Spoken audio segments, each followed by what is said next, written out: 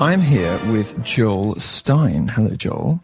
He's the author of a piece that many of my listeners and readers will have noticed recently, a Time cover story. Check you out, bitch. About trolling. Your Time cover. Now, tell us what was the way this was billed on the front cover. Something like the internet is being destroyed by a culture of hate. Was that roughly right? Which is a big bummer, because I really wanted a cover that trolled. So I wanted a cover that said something like, trolls are great and they're saving us all, and then the inside would say something different. Well, I mean, you did troll with the piece, though. I mean, the piece is a troll in and of itself. You're my new favorite troll. I mean, you're trolling both sides with this piece, right? Oh, I don't know. This is pretty straight. Well, look, the people who are getting trolled on the internet, these sort of professional grievance mongers, are desperate for attention. They love it when they get nasty comments because they use it as a sort of currency. And likewise, the trolls are just like, desperate for somebody to report in an outraged fashion and take their joke seriously. So you're kind of playing both sides with this, aren't you? Saying, that this terrible trolling culture is destroying the internet, this culture of hate. Everybody wins. I mean, you're either trolling everybody or flattering everybody. I can't work out which one it is. Which one was it? I was not trolling. I was flattering. You must have been. I wanted to troll, but Time Magazine wasn't up for it. Okay, but you're feeding the trolls, though, aren't you? Because you know that this is what they want. Sure. Yeah, no, I knew that. And why are you doing that? Well, that wasn't my objective. That was a... well, why write it? I mean, it's a Time cover story, and you're basically saying all of the most fun people on the internet, all of the mischievous, dissident, subversive people, everyone on the internet with a sense of humor. Right. You're basically saying they're ruining the internet. I mean, that's what this piece says, No, right? I really don't think so. I mean, I like people who are mischievous, and I identify with that. And I think a lot of trolls are really fun. I mean, I talked to that Trump supporter who has the fake account as a Georgian politician. Yeah. You know the guy? Yeah. That guy, I mean, I don't think, I'm not a Trump supporter. But you don't come out, he's wonderful. I mean, you don't come out very sympathetically for them in the end, do you? Well, I came up sympathetically for him. I think he's having a lot of fun. And I think that I talked to a bunch of people that didn't make it in on the fun side. Were like, that @fart guy? That guy. That's a wonderful human being. For whatever reasons of editing, reasons of space. Reasons of space. They didn't make it in. Why are all your victims liberals in your piece? That's interesting. That's a good question. Because I have a theory about this, which I will share with you. I think you're going to. No, go ahead. No, I'm going to, but I want to know what you think first. Because all the victims you name in your piece, as I would say, I characterize them as progressive, social justice warriors, feminists, whatever. Conservative women get appalling abuse on the internet. Why are none of your examples anything but far left victims? I think they are more upset and more hurt, but I could have and should have. Lefties get more upset. I think the way they're There's something trolled, about politics that makes the way they're trolled is that you think lefties get trolled worse. I think lefties get trolled more effectively. It's more easy to troll. So it's more easy to troll them because they're dumb, right? No, because it's easy to troll. They're stupid. But it's not. But it isn't remotely true that they get trolled more effectively or more viciously. I mean, look at the sorts of things that are said to Sarah Palin, Michelle Bachmann, Ann Coulter, or the stuff that people still say about Margaret Thatcher. Any woman who steps off the progressive ideological reservation, conservative women get the worst abuse in the world. Why not write about that? Well, I should have, and I would like to. Or would have liked to. But I think there's a different kind of trolling that's perhaps lazier. It's more like harassment, and it's done almost based on someone's name or picture. So it's very easy to troll me because my last name's Jewish, right? Right. And so I think it's a different... I mean, it's easy to troll anyone, but you made some partisan decisions in the victims that you chose for this piece. Everybody gets trolled on the internet. Everyone in public life gets death threats. Everyone in public life gets bomb threats. Everyone in public life gets rape threats. But you chose a particular side of the political divide to characterize as victims. You decided you were going to choose women and feminists, all the rest of it. And that was a decision, right? There are people out there who are perfectly happy to tell you about how awful the internet has made their lives. For instance, Michelle Malkin, very prominent conservative blogger in the United States, who you will know of well. She wrote a book about it, but you didn't interview her. You only interviewed the feminists. Talk me through the reasoning. They have been louder in being more upset about this. I wish I'd talked to Michelle Malkin about this. I should have. Because, I mean, the feminists don't write books about it because they're lazy and they don't produce anything. They don't do anything about anything. They just whine on the... No, I mean, the feminists you're talking about haven't produced any work of note. I mean, all they do is whine professionally to journalists and get press about it and get donations for their fundraising drives. A lot of the people I talk to. Well, who's written a book that you talked to? Lindy West wrote a book. Oh, please. No, I'm saying, Jessica Valenti's, people like that, people like that, Annie Sarkeesian, stuff like that. These people don't produce very much. They tend to be primarily famous for whining about the abuse and harassment they get on the internet, and particularly when their careers start stalling. I do acknowledge that. Well, I didn't talk to Anita Sarkeesian, but she got kind of famous for making that meme, that video about, that video about video game memes, right? No, she got famous because she wanted to raise $6,000 for a video series full of, misrepresentations and disingenuous cuts and, silly far left pop culture, crazy feminist analysis of video games, very selective editing, all that kind of stuff, right?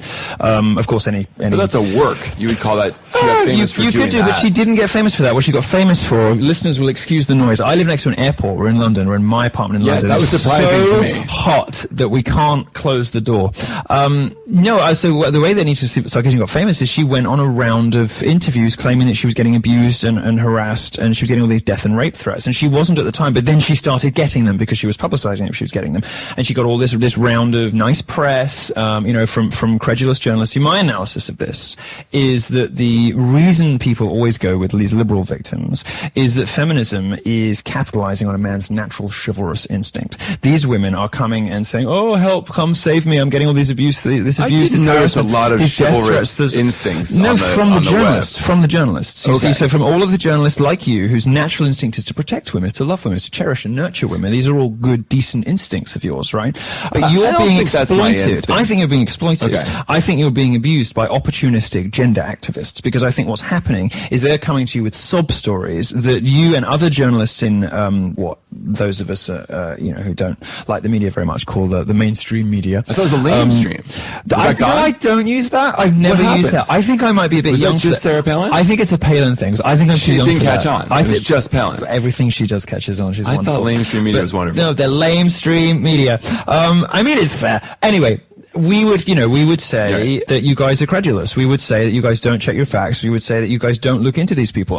So Lindy West is a professional provocateur, but she's reported on like she's a victim. She's not a victim. She goes out and she deliberately annoys people and then reports on and complains about the reaction that she attempted to get, Well, I would frame that differently, or I did frame that differently in the story. I would say that she is expressing her opinion and is being harassed because of it. But this isn't a neutral opinion. This isn't just any opinion. No. And I will move on to Jessica Valenti. Jessica Valenti, for instance, publishes appalling things about men.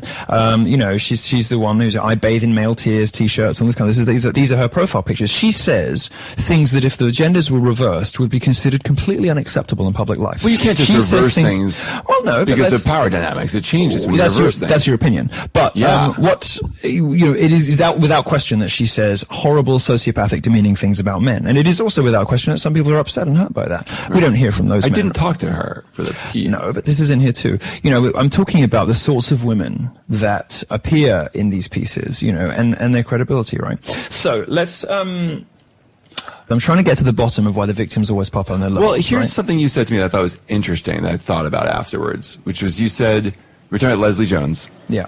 Who we don't have to explain to anyone who's listening to this. We don't have to explain. Save so much time. Leslie Jones. Yeah. Poor, dear, sweet Leslie Jones. Well, you said that. Poor Leslie Jones. I was horribly naive in thinking that someone who was able to climb the Hollywood ladder would be sobbing in a corner looking at her iPhone. I don't believe it for a moment. I totally, on a basic level, disagree. But this is what I'm talking about. I think you've been taken for a ride. I think you lack empathy. Of course not. I feel like I dedicated my career to sticking up for some of the least cool, least trendy people in the world because I think they're being lied to and lied about, right? Yeah, and that is a decision that is born out of empathy because I understand, that whether it's gamers or whether it logically. No, of course not. I'm making a decision because I kind of relate to those people. I understand how it feels to be treated like that. Tell me that, regardless of whether they succeed or not, that actors as a class of people aren't sensitive, emotional. You're kidding, right? How many people in Hollywood do you know? I live there. Of course, right? Yeah. We probably know as many people as one another. 75% of them, pure sociopaths. Incredibly insecure, though. Yeah, of course, but they're sociopaths. They don't do things by accident. They do. Look, this is conspiracy theory-like. It's not conspiracy theory. This is like telling me that come on, if you succeed as an author, David Foster Wallace and Virginia Woolf couldn't be depressed enough to kill themselves. No, I think writers are very different. I think it's perfectly reasonable to say that painters might be different from actors, might be different from writers. That's not unreasonable. But this is like saying that someone who went through Marine training can't get PTSD. No, it's not. No, it's not. Actors are incredibly insecure and sensitive. Like the fact that she'd be upset by this is the least shocking thing. No, I don't. No, I don't agree. And I think anyone would be upset by this. This is the problem I have with modern feminism. This is what's made it so. This is what really depresses me about it. Is it has turned successful, strong women into victims. This is a person, Leslie Jones, who ought not even be reading what is said about her on Twitter, because you're never going to get rid of that stuff, right? You're never going to stop people talking that way. But she likes Twitter. You're never going to. Well, if she likes Twitter, it's her responsibility to take the rough with the smooth, because what she's effectively doing is walking into the middle of a very crowded shopping mall and saying, "I'm here," and whatever happens, right? That is the public square. But that's real people. She has been insulated, because of the kinds of people she talks to and the kind of people she hangs out with for a long time, to real criticism, to what people actually think of her. Now, the fact is that she's an ugly woman, right? She's a very unattractive woman that nobody wants to have sex with. But we don't say that in the public square. We don't say it because we're nice, because we're polite, right? But we're not polite on Twitter. People do say that because it's a fact. If she goes on Twitter, she needs to know that people are going to say that. She's not a physically appealing woman, and people are going to say that. But you're saying that in order to express yourself, you have to be harassed. No, I'm saying that as a public figure, then there's going to be a huge group of people who aren't hardened, who aren't going to express themselves. Well, they're not going to make it. They're not going to make it. Well, then not everyone can make it. With a certain ideology are going to make it. I don't think that has changed. I think that from the days of Marilyn Monroe, if you are a megastar, you take the rough with the smooth. This is a consequence of being in the public eye. It is a consequence of public life. That people out there, not all of whom are Ivy League educated, erudite, smart, charming dinner company, right? Many people are not like that. And this is partly a class war thing too. This is partly the middle. It's partly the middle and upper middle classes. Yeah. Right. This is partly a middle and upper middle class thing, right? They're only used to hanging out with people like them who are nice and polite and who don't say what they really mean. You think Leslie Jones's friends think she's hot? No, they just don't say it.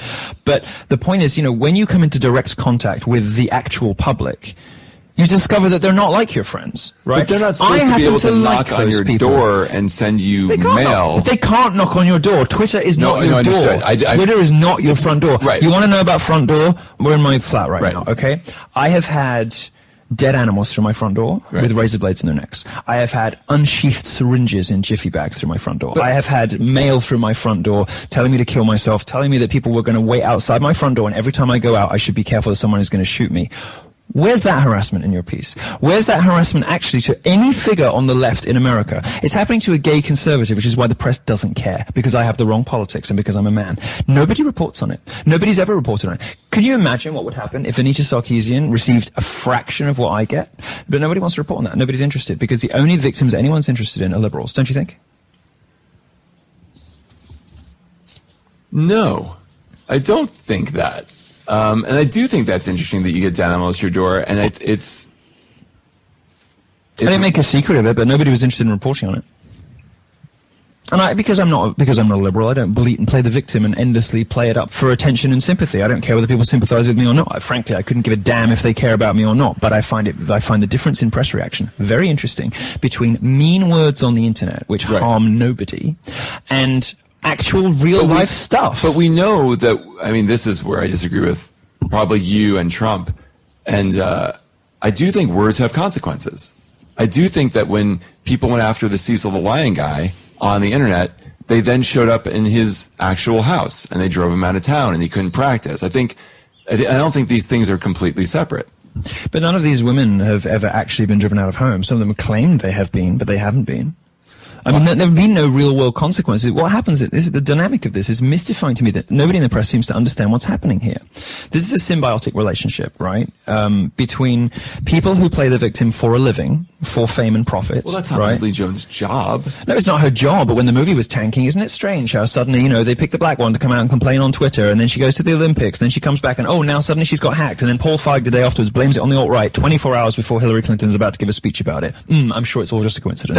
That's not a conspiracy theory. Well, it does, but it does until you see this stuff repeated over and over again. I'm looking for patterns. I am not a natural conspiracy theorist. I'm a natural skeptic. I think journalists are supposed to be. This hasn't helped Ghostbusters. Well, no, I don't know, because what happens, in many cases, the purpose of this, I think, is not to necessarily prop up the original project, the original work, but to detract attention from it when it fails. What's the story about Ghostbusters now? The story about Ghostbusters is not its lackluster box office performance. The story about Ghostbusters now is Leslie Jones, harassment, the story about Ghostbusters a year before it came out was that it was a women that they replaced the men in the original with new women. So right, that was the story the whole time. Fine, but the whole thing now has become about the harassment of Leslie Jones. It's not about the movie. It's not a piece. Nobody's really talking about whether the movie was any good anymore. Now they're talking about, oh, this poor black woman. People were freakishly upset that there were women in Ghostbusters. Why were they freakishly upset? Because there's some movie from the 80s that's like a sci-fi comedy that's kind of only good because Bill Murray's in it. You think it's unreasonable for people to get attached to works of art? Are you saying that you get to decide whether Ghostbusters is artistically significant enough to judge whether people have a right to be attached to it and to feel nostalgia for it, and for not to have its sort of memory trashed, if you like, by far left parading politics? I mean, that whole movie was conceived out of spite, right? The whole movie was conceived out of spite. From beginning, did you watch it? No. Well, then how do you know? You have no basis on which to say that. I've seen it twice. I know Paul Feig, and I think the movie was conceived. Well, if you know the director, then you must know exactly every frame of the movie. No, what are you talking about? I'm saying having seen the movie twice, which you haven't, then I'm telling you, I'm sitting there, and this movie is the first movie that I think I have ever seen that appeared to be conceived entirely out of spite.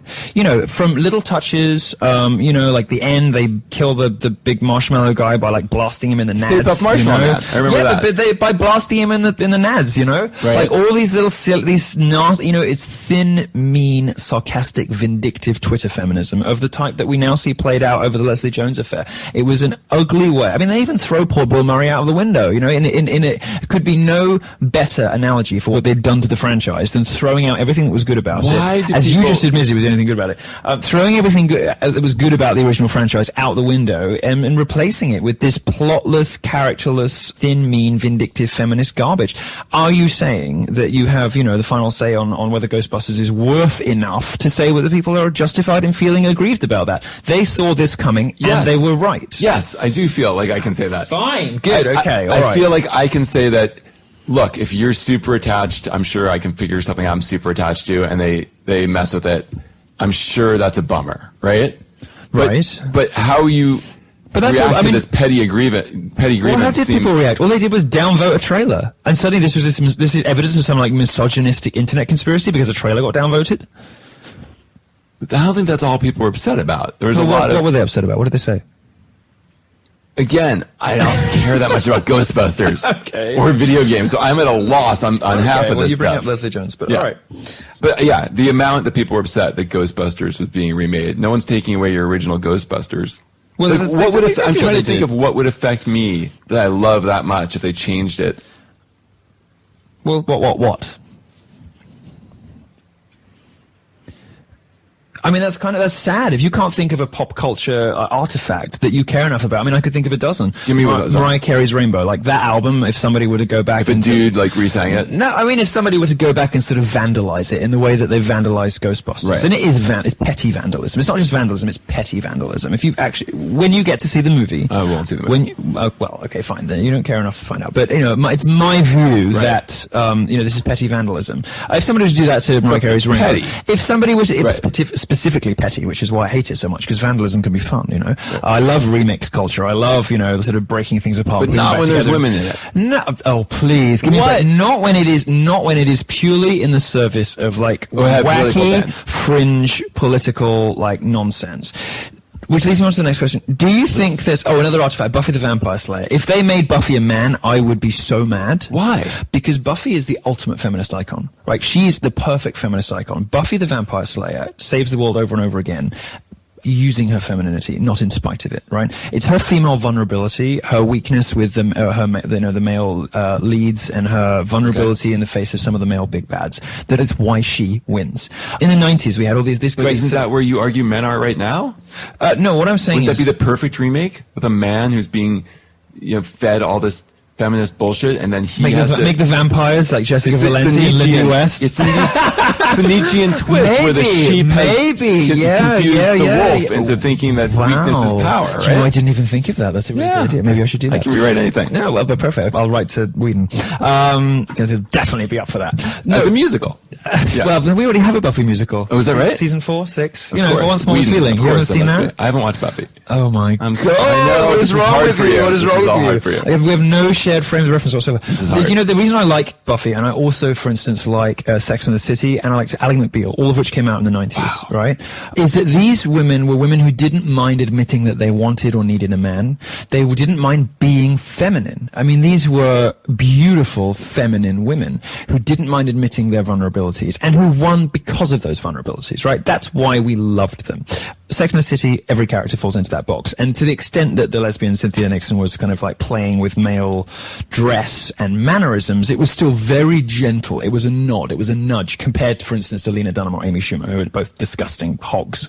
Now, these women were women. They were real women, but they were strong, real women, and they won because they were women. If you contrast that with the sort of female role models who you'll have today, they're basically men with breasts, you know, as my friend Vox says. You know, they're like the superhero movies. They think, act, and behave like men. They just happen to be in the body of a woman. And they're unconvincing because it's politically motivated. It's not coming from a play. My supposition Amy Schumer is unconvincing as a human being? Or oh, yeah. Oh, yes, for sure. She's definitely unconvincing as a human being. You think she's not like that in real life? Or no, I'm just amazed she doesn't have her own orbit. You know, I know, but, you know, the problem I have with her is slightly different. The problem with Amy Schumer is that she's sending out poisonous messages to young girls. She's telling young girls that you can be fat, that you can burp and fart and act like a man, right? Be promiscuous and drink and all the rest of it, and that you will find a boyfriend and be happy. Well, you think women who are promiscuous That's a lie. And burp and fart will not find a man? Men don't want that. Men don't want No, men want women to be women. Right? And now all the messages that women are getting these days are about, we're wandering off topic slightly, but all the messages women are getting today is that you can be like a man and you'll still be happy. That's a lie. That's a lie. And it's a lie propagated by the lesbians in gender studies departments in universities. And it's a lie propagated by celebrities who are put there because of their politics, not because of their talent. Do you think that Lena Dunham is talented? You start to sound like a radical Islamic person. Okay, you need to unpack that one. Well, you're like, women have to act in a very prescribed way. No, I'm not saying they have to act anyway. They can act however they want, but it's not good for them. It'd be better if they did. Well, it's obvious. Look, women have been getting steadily unhappier since the Second World War. Every study shows the same thing. The women's groups, everyone says the same thing. Women have, at the same time, been getting more equal. They had more opportunities in society, more access to education in the workplace, more equal funding and availability of everything they want, right? Women have been acquiring rights at light speed since the Second World War, partly as a result of the Second World War, right? But they're still getting more miserable. It cannot be unconnected. Are men getting more miserable too? No, not particularly. So men are getting happier. Men are staying about the same. And women are getting unhappier. Now, this cannot be unconnected to a woman's changing role in society. The expectations we're placing on women, right? We're telling them that you can be a mother and have a career and have it all. That's a lie. We're telling women that you can get fat and you can be unappealing. You don't have to worry about what you look like. That's a lie. You know, the fact is that men are That's a lot of causation instead of correlation, right? Well, nobody can say for sure. Who knows, right? All I'm saying, the furthest I'm going with this, is that women have been getting unhappier as their real world situation has been improving. You know, women now are advantaged in education over men. They're advantaged in many cases in the workplace over men. More women go to college, more women graduate, women get higher grades. 2015 Cornell study, women have a 2-to-1 advantage over men going for STEM subjects, right? Many things that used to be true about gender imbalances haven't just equalized, but they have reversed in the last 10 years. But women are still miserable and getting more miserable all the time. Why? Cannot be unconnected, right, to the messages we're sending women about what they can be. How many miserable, single, 30-year-old women do you know? I know a lot. And in many cases, they are single and miserable because they listened to feminists. The reason I bristled when you said I lack empathy is actually the majority of my anti-feminist commentary comes from a deep compassion for women. I want women to be happy. And all the people who are prescriptive telling them what to do, can't they just decide? No, it's not about me telling them what to do. There's some basic biological realities about men and women. Men are visual animals. If you're fat, you won't get fucked, and you won't get a boyfriend, and you won't get a husband. Like, that's just a reality, right? Of course, there are the occasional chubby chasers and whatever, right? But the reality is, if you are an unattractive hog, you won't find a husband. But that can't be true, because our nation, my nation, is obese now. And these women seem to be... But that's why they're all single. That's why they're all single. Like, people aren't getting married. There's no correlation between your weight and your singleness. Oh, I bet there is. Really? Oh, absolutely. Absolutely. And this is why the women are all single. And you want to know another worrying thing? Then we must get back to trolling. Another worrying thing is that rates of female obesity are going up faster than male obesity. Women are getting fatter faster. Partly, I think, because of the messages that are being sent by culture, by people like Amy Schumer and whatever. Anyway, 90s, great female feminist role models. If somebody were to go back and make Buffy the Vampire Slayer a boy, I would be mad. Except in my Nietzschean model. Maybe as a sort of, I don't know. Do you think there's a political dimension to trolling? Do you think there's... I do. Okay, so you probably know already, I would characterize the trollishness on Twitter in particular, but pretty much everywhere on the internet, as a response to political correctness, as a response to the sort of stultifying language codes. In the 90s, I would have said the bad guys for artists and creators were probably the religious right, who I don't particularly like either. The left wasn't so great in the 90s. The left wasn't so great either, let's be honest. But I think maybe going purely on headlines, right? Maybe the people who got it in that woman who testified against... Well, we had Mary Whitehouse in the UK, right. And you had someone else in the US, whose name I don't remember. We had a couple liberals. Yeah. Anyway, so right... Not a great record on this. I don't like those guys either. Now it's almost exclusively the preserve of the progressive left, trying to police culture. The religious right really has no purchase on popular culture. Is that right? Look at the response, for instance, to evangelical Christians saying that Harry Potter promoted witchcraft. Oh, they were mad about that. Laughter, right? And it was laughter because it was a ridiculous claim. It was also an unfair battle. But it is no more ridiculous than people saying that video games can make you sexist. There's nothing more stupid than that, right? It's an equally ridiculous claim for which there is no evidence whatsoever. Yet that was eaten up by the media. People were like, oh, yeah, I'm sure they can. There's unhelpful depictions of women in video games. Yes, I'm sure you must be right. That's a conspiracy theory. That is a lie. I mean, there's no evidence for it whatsoever. It's not a conspiracy theory. It might not be true. Well, I don't know. I mean, for me, it falls in the same bracket as the patriarchy, the wage gap, campus rape culture. These things are conspiracy theories because you don't think there's rape on campus? That's not what I said. I said there's no rape culture on American campuses to believe. Oh, 1 second. This is very unprofessional. It's the furries again. What can I say? We can't keep them away. I have heard back from our recent sponsor, Dreamkeepers, and they are thrilled with the traffic they've received from Milo listeners. So thank you, boys and girls, of course, and everything in between. So thrilled they are, in fact. They have offered to draw me as a furry. Don't bother contacting me with suggestions on which animal best represents my stunning physical beauty, witty intelligence, and of course my modesty, because I have already decided. Help me keep Dreamkeepers as a sponsor if you would like to find out and perhaps even see my fursona. Dreamkeepers is a comic book. Many of you are thinking comics are a lost cause. Well, is news media a lost cause? Look at me in Breitbart. Absolutely not. The fresh, vivid, compelling elements of the comic industry are now in webcomics, like Dreamkeepers. Dreamkeepers is colorful, fun, entertaining, and yes, it's furry. If you are afraid of a furry comic with excellent art and story, you are straying dangerously close to cuck territory in my book. Check out dreamkeeperscomic.com to read it for free and help build a newer, better culture, one bastion of entertainment at a time. I've been having a wonderful month back in England, but there is one thing I miss about Los Angeles, and that is obsessively looking at the price of every vehicle I see on the road using TrueCar. Every time I see one that costs more than my ride, I'm filled with jealous rage, which is sort of like my fuel. There's something about TrueCar a lot of people don't know, and using TrueCar can help you buy a used car. In fact, there are over 500,000 pre-owned vehicles available from TrueCar certified dealers nationwide. Whether you're looking to buy a new or used car, you can get empowering upfront pricing information, discounts off the list price for used cars at a better buying experience through our TrueCar certified dealer network. There are over 500,000 pre-owned vehicles available from TrueCar certified dealers nationwide. You'll see what other people paid for the car you want, so you know what a fair price is and you feel confident. With TrueCar, you can connect with a local certified dealer of your choosing so you can enjoy a quick, easy buying experience. And using the TrueCar website or the TrueCar app, you can easily find the new or the used car you want. When you're ready to buy a new or a used car, visit TrueCar.com or download the TrueCar app to enjoy a better buying experience. Some features are not available in all states. Hi everyone, this is Adam Baldwin of Firefly, Full Metal Jacket, The Last Ship, Mass Effect, and... oh hell guys, it's easier to make a list of cool stuff I'm not in. You're listening to The Milo Yiannopoulos Show on Podcast One.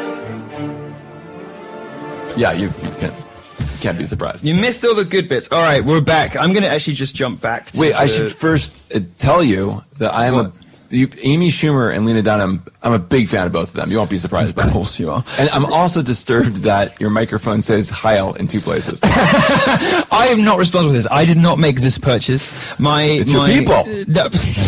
It's your alt-right people bought the Heil microphone. It does say Heil, doesn't it? Twice. I'm looking for the Hitler on there. I think I should start my show like that. I should say, Heil! You're listening to the Milo Yiannopoulos show. Oh my God, you're too good at that. Well, my mother's German, you see. It's in my blood. It's in my blood, you see. No, if you look around, Trump has this, this is the silliness about Hitler, right? Everybody knows that Hitler will get. You rarely hear this is the silliness about Hitler.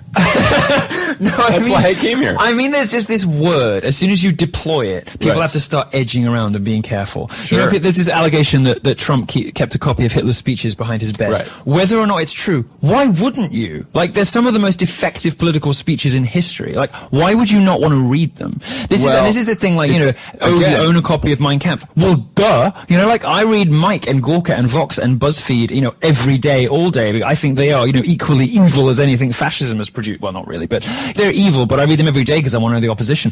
Why, if you care about the roots of anti-Semitism, about why people actually really hate Jews, why wouldn't you read Hitler? Why, in fact, wouldn't you be reading Hitler all day, every day? Well, there's good reasons not to read Hitler all day, every day. He's not a very good author for a start. I mean, I would argue that when you Mein Kampf is pretty boring. I've actually never read Mein Kampf. You've read very much. I know. I want to know what you do read and listen to it. Carry on. I think there's a difference when someone who's been accused and runs with a crowd that's been accused of fascist beliefs and is talked about in a way that sounds kind of fascist to me, about liking Putin or about the role of the press and wanting stricter libel laws. It's like guilt by association, basically. So as long as someone's been accused of something, exactly, then their possession's a fair game. Then exactly. Okay, and I'm the fascist. Okay, right, so we were talking about whether trolling has a political dimension. Yes. And I want to know, I mean, as you probably know, I think that resistance to political correctness, to the stultifying language codes of the left and whatever, is a primary motivating force behind a lot of the political fun. I think that's probably that's happening online. I'll buy that. Is this, and I'm going to throw you a bone here, is it perhaps because the free speech warriors are on the political right these days, and that might be a new development, is that perhaps why some of the most prominent victims of this seem to be liberals, seem to be progressive women? Could it be that there wasn't such an odious example of selection bias in your piece as I initially suggested, because, in fact, the majority of the trolls are on the right, so it stands to reason that most of the targets would be on the left? What do you think? I liked some of what you said there, or I think some of what you said is correct.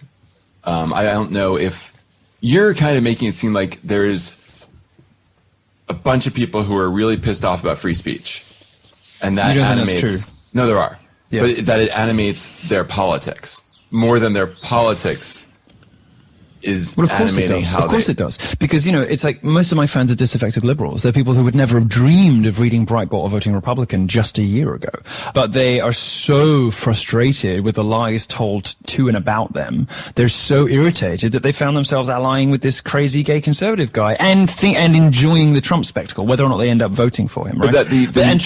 Remember Trump's fans, right? He's activating groups of the electorate that haven't voted since the 70s. Right. You know, absolutely, one is leading the other, and it is the culture leading the politics, because of course politics is a symptom. You know, it is the culture leading the politics. People are frustrated with incursions into culture by these gender activists, race hustlers, and all the rest of it, and that is having political ramifications. But there's a nativism here to all of this, which is how you see, that's the politics. That's why someone's being attacked when they don't fit this. I think there's a last gasp of disaffected white people. Oh, sorry.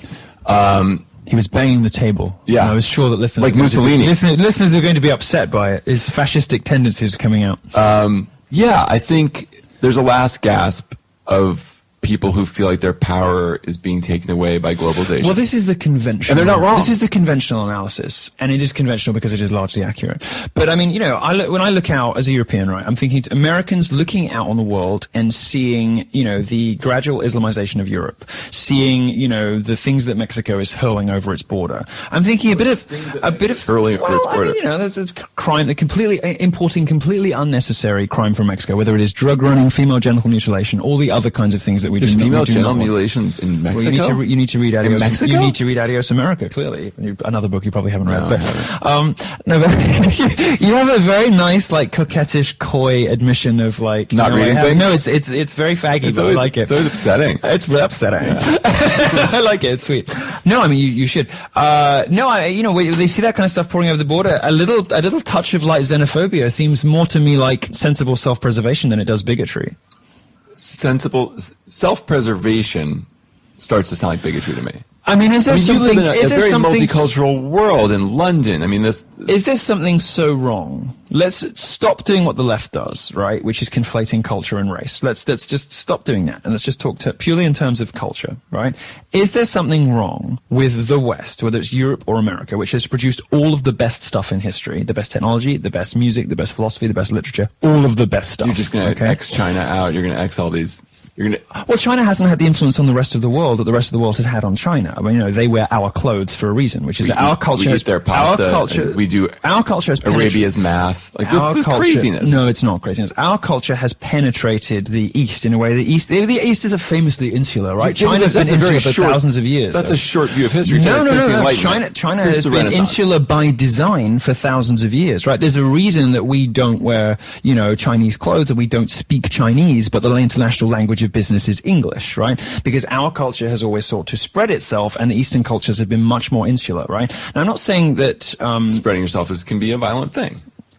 Sure, but the point is, we have been the most influential, and we have made the best stuff. We made everybody in the world knows Shakespeare. Not everybody in this period of time. Not everybody in the world knows. I wouldn't even be able to tell you that the most famous Chinese Ottoman author Empire. There was. Well, there isn't any more, and there isn't very much left of that Ottoman Empire, apart from a few ruined buildings in the south of Spain, right? And in Andalusia, do math.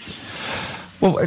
What do you mean how we do math? I mean, we use an Arabian number system, right? Okay, fine, good. But that's not culture, right? That's just a system of notation for a concept that existed before. All of your engineer types are going to be No, but this is a system of notation for concepts that existed, thousands of years previously. We just use Arabian notation. It's not like they invented mathematics. They just invented a notation system. Some of that, though, didn't they? Now I'm way above my pay grade. Okay, well, we should move on then. But, inventing notation is not the same thing as inventing concepts, right? They just invented the way we write it down. It's like inventing an alphabet. It's not inventing the language. It's just the alphabet. Gunpowder. I mean, I don't know. Pasta, gunpowder. There are other cultures. We got nothing from other cultures. You're suggesting that I said we got nothing from other cultures. Right, I'm not saying you love Shakespeare. I'm saying the West is the best. I'm saying we have the best countries. I'm saying if you didn't know how you were going to be born, for instance, you might be born a woman who was poor, you would want to be born in America, right? Or Canada or here. Yeah, fine. But, all those countries were basically the UK, which didn't invent democracy, property rights, freedom of speech, all the rest of it, but all those countries, the UK spread those values to.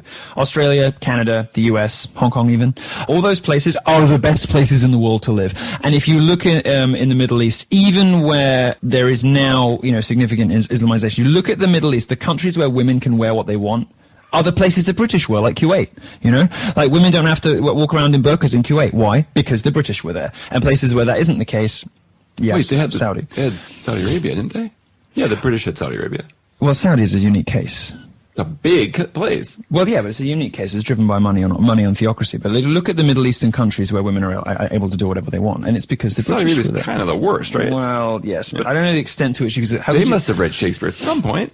How anybody found it? No, I don't think so. They obviously haven't read Shakespeare. They read Shakespeare, they would believe very differently from they do. All right, I want to talk a little bit about... We talked about Leslie Jones, we talked about Ghostbusters, we've talked about the politicization of trolling. How do you feel about the new Ghostbusters theme song? Was that worse than the original Ghostbusters theme song? Well, there's this amazing system now for stars to make people continue to listen to their music long after the interest has faded. Okay. So Justin Timberlake did a song for a Disney movie, I think, recently. So now everyone's hearing Justin Timberlake's voice again, and that McDonald's thing long after people had lost interest. Missy Elliott has done the same thing with this Ghostbusters theme. She did Ghostbusters? I thought it was like Walk the Moon or something. No, it was some band that I'd vaguely heard of, with, I think it's Missy Elliott guest vocals. Oh. I mean, these are people that nobody listens to anymore. You can't have ever liked Missy Elliott, right? No, of course I did. You did? Why would I not like Missy Elliott? Well, I mean, the way you described what women should be, she doesn't seem to fit. No, she doesn't fit, that's true. But then... That must be upsetting. It is upsetting. Well, I guess they're exceptions. She must be unhappy, no? Well, she probably is. I think she's single, isn't she? I don't keep on. I mean, I'm almost certain that Missy Elliott is deeply miserable, yes. Wow. No, I mean, most female stars are miserable. And that's, in many cases, why we like them. If you look at Ella Fitzgerald, Nina Simone, Billie Holiday, the idea of the female pop icon, right, is an intensely sadistic... That's a gay lens. No, that's an intensely... It's a torch song-y kind of way of looking at it. Well, yeah, but I think it's true. I mean, look, what do we listen to in female artists? We listen for their pain. I mean, it's an intensely sort of voyeuristic, sadistic relationship that we have with female pop icons, right? All of the big songs that touch us that we love, you know, whether it's from my childhood, Christina Aguilera, Beautiful, or any of the Mariah ballads, this is about women in pain, right? Women like it because they like to relate to another woman who's suffering, and men like it because, I don't know, I mean, I know why gays like it. But, you know, a large component, I think, of the relationship that we have with female icons is relating to their pain, whereas with men it can be many other different things. I mean, we relate to their strength, their sexiness, their intelligence, all that kind of thing. In many cases, we want... But Misdemeanor Elliott was not about her pain. She's about her anger, right? Yes. And her sexuality. Which is perhaps why she wasn't a thing for very long, you know? Well, she was a thing for a decade, and then she fizzled out. You know, those female stars who become... I mean, who listens to Missy Elliott now? Nobody, which was my point about the Ghostbusters song. Whereas Mariah, Madonna... Madonna's about her pain? Are you kidding, right? No, Madonna is like racked with... I mean, the whole Madonna project is about a girl with no discernible talent, who's angry at the world, who doesn't know what to think about anything, and who wants to leave her mark, wants to speak but doesn't have much to say, no real great talents to speak of in any particular direction, who drives herself into success through sheer force of will. That's entirely driven by misery and pain. I mean, Madonna is somebody on whose face, you know, struggle and unhappiness and loneliness is writ large, written, you know, more indelibly than anything else. And Mariah Carey's career is, you know, is from beginning to end, you know, one great long exposition and sort of self-indulgence and misery. From, you know, the sort of triumphalism of the album after she split with Tommy Mottola through to, you know, the latest stuff is going to like this sort of thin triumphalism that you can see through so quickly. Like it's like that, or We Belong Together, or whatever. But all of her big songs are about pain and loss, you know. And I think that's the case for any of those, you know, those women of the 90s, you know, Celine Dion's two big hits, you know, Think Twice and My Heart Will Go On. They're all about loss. They're all about women in pain. That's what we want from female stars. And it shouldn't be weird to say that. I mean, it's clearly what people like about it. It's clearly what people want. They want to see more vulnerability because it is actually a strength for women, right? It is attractive and it gives them power. This is true outside of the torch song world?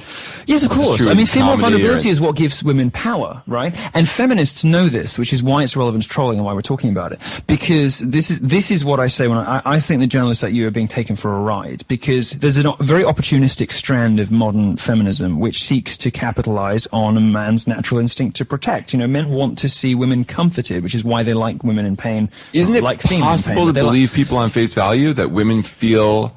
You interrogate anything on face value? Do I mean, do you take anything on face value? I don't. I'm trying to work out what's going on. I'm trying to work out what's actually happening there. Yeah, what the I take a lot of things on face value. What the psychological processes are, what the real story is. Nobody ever tells you the real reason they do anything. You have to dig for it. You have to fight for it. You know this. You're a journalist. You know, you have to work it out. You have to speculate as best you can based on the information you have available what the real motivations are for these things and come to a... I think you talk to people and listen to them and hear what they have to say. Well, I don't believe anyone. I don't believe... When I ask people why they do things, I don't believe them at all, which is perhaps one of the problems interviewing people about this subject, because trolls are going to deliberately give you wacky explanations for why they do things, which have no... I think you gave me an honest reason why you did things when I talked to you for the story. I don't feel like you trolled me. I feel like you... What did I say? I actually don't even feel like we've trolled me. I feel like we've told me the truth. I don't know about him. Weave is very interesting. So he's one of the smartest and funniest people I know. Obviously has some of the most odious opinions of anyone I know. I mean, real nasty stuff. The guy has a swastika tattooed on his chest, you know? Yet he's so fascinating. And I sort of can't tear myself away from how interesting he is, you know? It's difficult because in an era when you're supposed to disavow, as Donald Trump was demanded to do, you know, about David Duke, and is about to be demanded of, you know, the alt-right and whatever. By the time we're listening to this, I think Hillary will have given her speech, and we will know how hard she went in on Breitbart and on me. You know, I think in an era when you're supposed to disavow your own bad actors, which the left always demands that other people do, but never actually does itself, I sort of don't know whether I'm allowed even to talk to him, but he's certainly fascinating and interesting. I kind of wish I'm going to try and get him on the show. The bosses might let me. We'll see. I would like to know, we're going to wrap up soon because I think I've given you enough of a hard time. Is it weird to feel comfortable or be interested in Weave and not be interested in someone being fascinated by and wanting to hang out with and wanting to know more about someone who runs Black Lives Matter? And I don't mean to draw an equivalent. I don't think they're similar at all. I think they are similar because I take the view that Black Lives Matter is the worst. I'm just seeing who you associate yourself with. Okay, I'll tell you what it is. I kind of don't care what people believe. I'm not really interested in what people's particular political views are. I just like people who are interesting, and I like people who are funny. And it seems to me that the people that you went for in your piece and characterized as hateful, in the Time cover piece we're talking about, the people you characterized as hateful, as ruining internet culture, are actually the only people who might save it. They're the people who are holding on to the original spirit of the internet. I think that might be true. Okay, but that's not what your cover story says. These are the people who are, like Camille Paglia used to say that gay people were guardians of the masculine instinct or impulse or whatever. I think the trolls are in many cases the only people telling the truth. And I think the trolls are the people keeping the dissident, mischievous spirit of the internet alive in a period when speech is being shut down and, language codes, speech codes are being applied everywhere. I think the trolls actually are the people who might save us. And the reason I took such strong objection to your piece, and the reason I wanted to have a chat with you about it, is that I think to answer your question about weave in the same breath, is that I want to surround myself with the most interesting people, the people who think through things the most, have the most interesting, unique insight into things. I want to surround myself with people who will go there when nobody else will, because it's only at the fringes of culture. It's only pushing the limits of what can be thought and said.